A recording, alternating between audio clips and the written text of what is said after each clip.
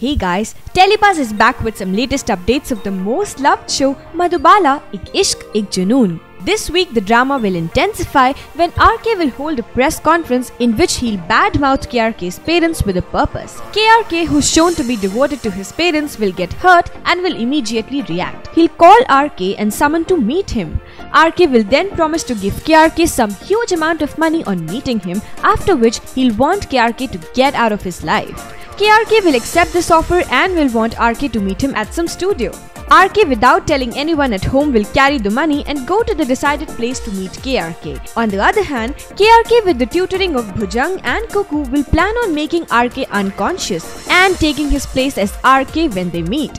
Both the men will come face to face, and the best part of the sequence will be that both the men will be dressed similar, and it will be a tough task even for the audience to make out who's real and who's fake. Meanwhile, Madhu and the family will be determined to know where they're meeting. There'll be harsh words exchanged between RK and KRK, at the end of which KRK will get to a point where he'll be ready to inject something into RK's body to make him unconscious.